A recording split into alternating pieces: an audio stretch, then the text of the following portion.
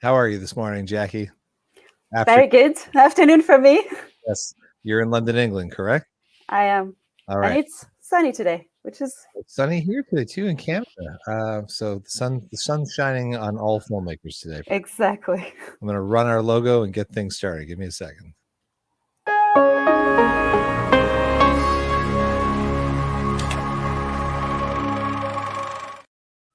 I love that logo because it still has the sound of like a projector with film running through it, which is like such a bygone thing. You used to hear it at the movie theater all the time, and now you don't because it's all digital.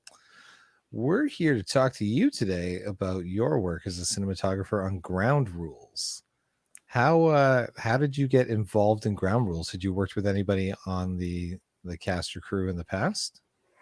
Ground Rule is actually a project that is part of the project made within a group of filmmakers in London. So Okay. the group was started by actors who wanted to get their own projects going. And little by little, they included other, crew members Hmm. and writers, and that's how actually Grand Rules happened, because it was just a project that was born within that group. So in the group we show projects and then we make teams with Are whoever we get along. are you also an actor? No, Okay. No, you stay not at away. all. One side of the camera only. So Yeah, Mark Pritchard, the director, he is also an actor. he's a writer. He's a Okay. writer. So So he sorry, came on. writers and actors. Yeah. Yes, Yeah. exactly. Yeah, yeah. I believe I just figured this out last night. I think I chat with him on the social media app Clubhouse. Yeah, and me actually. Yes, I'm Yeah, not surprised. he I believe he's shooting a horror movie right now with some friends of mine, like a short horror film for part of an anthology. And I was like, what a small world that I didn't realize that this film that I was going to be interviewing about is also his. So Yes. this idea, what I like about this is it's very contained. It's all essentially the one apartment. A lot of people that don't work in film don't realize that when you're trying to keep things on a budget, when you're trying to do things in the short film realm, you want to minimize the number of actors and the number of locations. And I think it coming up with those concepts doesn't always work well, but this film was really interesting. Maybe tell us a little bit about what the film is about. So the film was so Mark first and foremost writes, and it was his one of his first projects as a director. So he wanted a project that would be self-contained and tell a little bit about a couple relationship in small sort of vignette way. So it's small stories, about 2-3 minutes, and it tells you something about what it is to share a space with your partner. Which is something we all have to go through. I mean, famously amongst my friends, I met my wife and we got married 10 days later. So we had not Wow. lived together before we were married, and had to definitely go through that learning curve of adjusting to sharing space with somebody. Uh, Exactly. it's really interesting. Yeah. Cause this story spans, a bit of time as well, with Yeah. each scene sort of progressing through things. When you approach things as a cinematographer, how do you process that? You okay, I've got one apartment, how do I keep this looking interesting the whole time? Yeah, that was one of the most difficult things, but the location we had was fairly good, I have to say. We had some colors, so that was good to work with. We had enough light, enough natural light, because we didn't have a lot of budget for kit. So having decent amount of natural light was important. And then we had different time of day, so it also gave us a variety of situations. So we had nighttime, and we had some tungsten situations and more daylight situations. So that helps keeping it interesting, I think.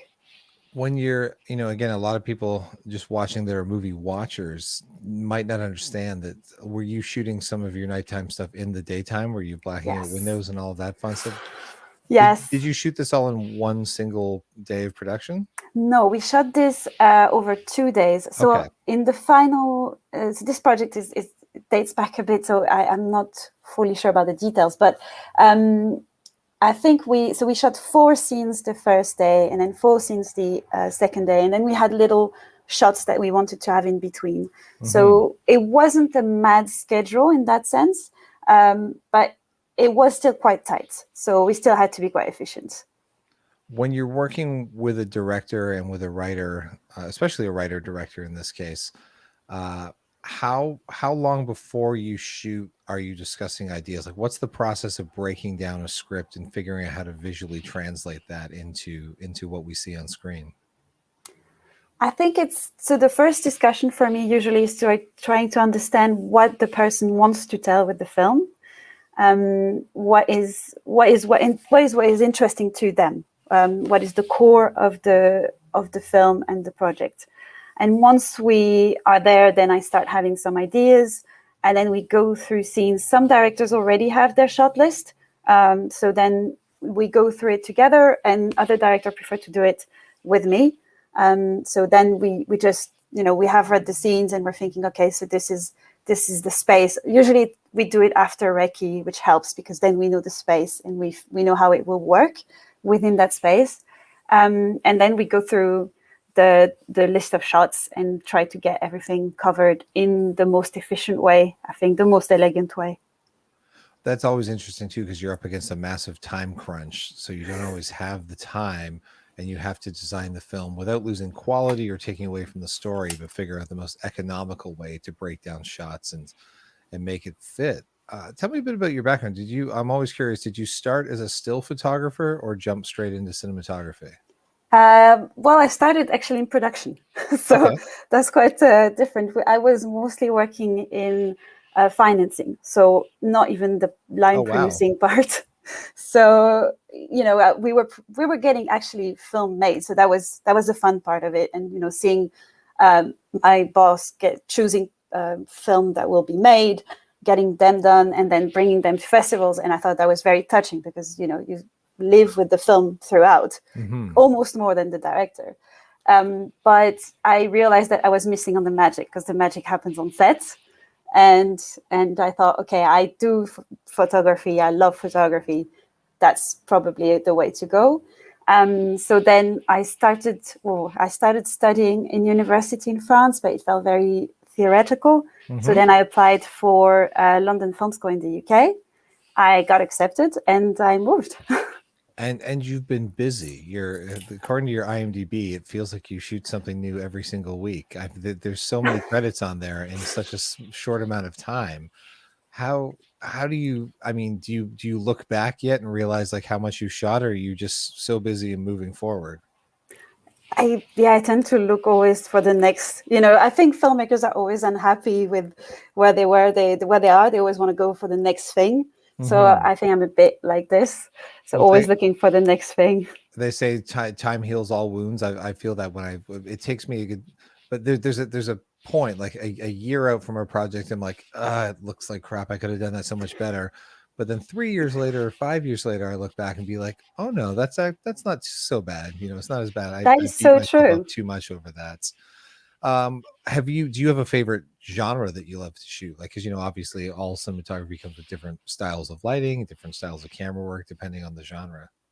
I'm not offered very much of genre film. I think it's because I've done a lot of drama and it went fairly well. So I get a lot of drama, I get some comedy, and I enjoy both, really.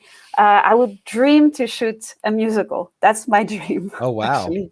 How do you keep your work interesting to yourself? Like, how do you keep challenging yourself as a cinematographer? If you shoot 10 dramas in a row, how do you make sure that doesn't become stale or the look becomes the same?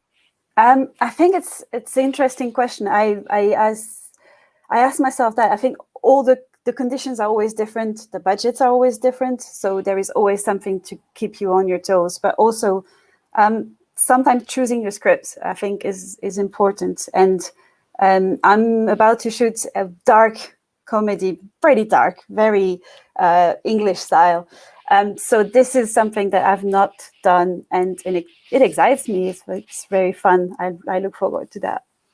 Is the indie film scene in England and the London area like vibrant? Are there a lot of indie filmmakers? There's tons of Yes. projects happening. Yes, I think it's there's a there's a little bit because financing is quite difficult in the country.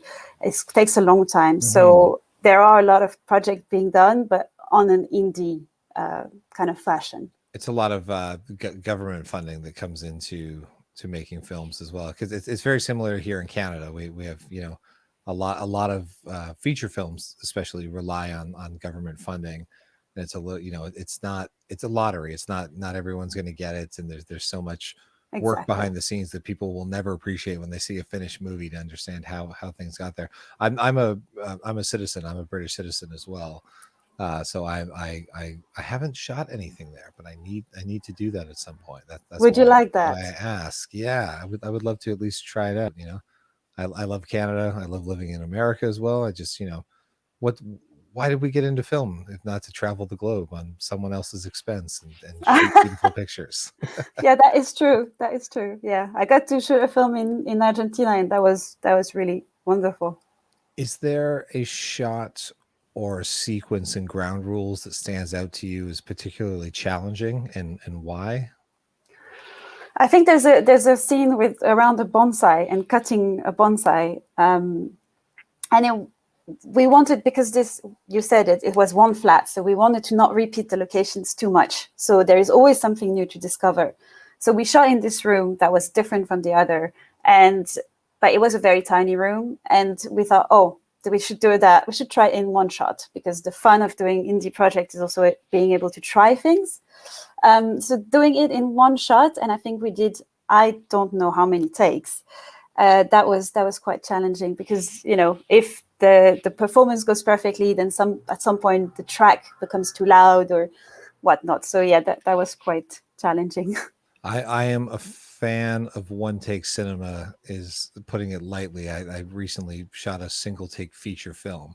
So I know, just even hearing you talk, but it's weird because I've done it and I know how hard it is. But when I watch other people's one takes, it gives me anxiety because I'm just like, oh, please, nothing mess up. Oh, please, nothing mess up. I know how difficult this is. So that scene definitely had a small dose of PTSD for me. But also cutting up something like that where you're practically trimming an object, you're only going to get so many takes of that before it doesn't have any leaves left on it. So you We have. did turn this bonsai quite a few Oh, times. really? Just to, okay, this side's still bushy. We can go with Pretty this. much. Uh, these two actors in the film, Catherine Press and Eric Gaines, is that how you say the last name? I believe James, yes. Gaines. They feel like they're a real couple. Oh, that's wonderful you say that. Yeah, I feel like I don't know if they've been longtime friends or if they were just cast. Maybe they were cast out of the same group, so they've worked together in the past. I don't know if you know any of that. I don't think they've. So I'm friends with Eric specifically because he started the group, and that's how I got into the group. Okay. And he's French as well, so we have our little mafia there. But no, I think they just really got along. I think that's what wonderful about actors is when they met a few days prior to the shoot, and they still manage to give you that sensation that they really get along and they could be a couple. I thought, you know, I think this film dates back to 2018. I thought Yes. for sure when I watched it that maybe this was a COVID shot project because you had, you know, one location, two actors. It's sort of the perfect setup that everybody's scrambling to try to find something to shoot during all of this mess to keep people safe, to keep the crew smaller. So I was actually surprised to see that it dates back a little further, but it just means that your team was ahead of the curve. You already knew how to. How has shooting during COVID been? Have you still been able to make productions? Or things coming back to normal? Oh, normal, I don't know. But yes, production started for me. The first project I shot again after COVID was last July. Mm-hmm. That was actually in France. And, you know, it's obviously very different, but we were all so happy we could finally go back to work making images again. That was, you know, there was nothing that was too much for that. No amount of test. Can you explain the process of color grading, color correction to our audience? I think a lot of people, again, that just are film watchers don't necessarily know what they hear. They hear, oh, we colored the film, we did this, but I don't know if they understand exactly what it means. What's the easiest way to summarize that? Okay. Well, first of all, when you shoot a film, whether you shoot it on digital or on film, the conditions during the shoot are going to change, and things are outside of your control. Some of them. So the images throughout will look a little different. So the main goal of color grading is to get a consistent image throughout the film. So that's the most important thing.